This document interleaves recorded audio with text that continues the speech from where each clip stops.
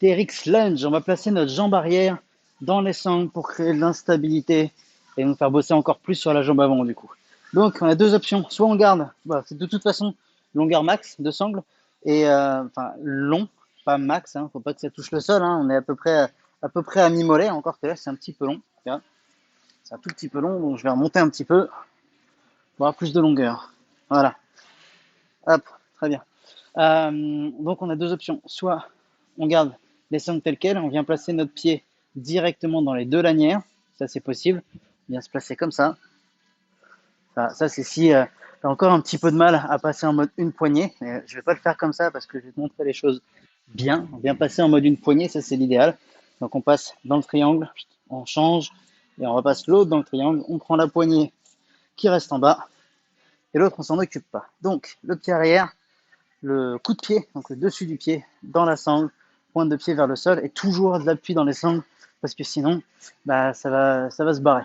On vient se placer à l'aplomb, ce sera plus dur si on avance un peu, ce sera moins dur si on recule un petit peu, d'accord. Donc si je me mets là, ce sera moins difficile parce que les sangles ont tendance à revenir et à me ramener vers le centre du corps. Par contre, à l'inverse, si je m'avance, les sangles vont m'éloigner, vont éloigner ma jambe et augmenter forcément la tension. Je me place largeur de hanche entre mon pied arrière et mon pied avant, exactement comme si je faisais une fente pied au sol. D'accord. Un bon appui sur le talon, le regard loin, le buste droit.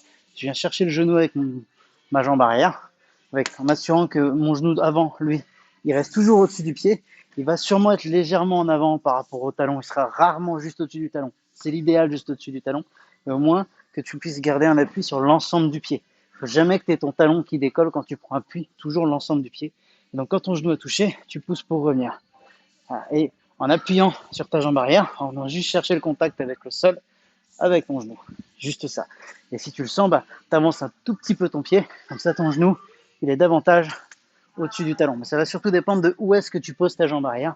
Si tu la laisses partir vers l'arrière, ton genou il sera bien placé. Si tu viens chercher près de ton talon, ton genou il sera forcément mal placé, même si tu es très en avant par rapport au centre. Donc le placement de ta jambe avant va surtout dépendre de jusqu'où tu recules ta jambe arrière. Assez loin derrière pour que ton genou soit bien au-dessus du talon. Et tu presses toujours sur le talon. Ça va mettre un maximum d'engagement dans le fessier. Tu peux aussi te servir des bras comme je viens de le faire là, en mode sprinter, pour faciliter l'équilibre. Voilà pour la TRX Lunge.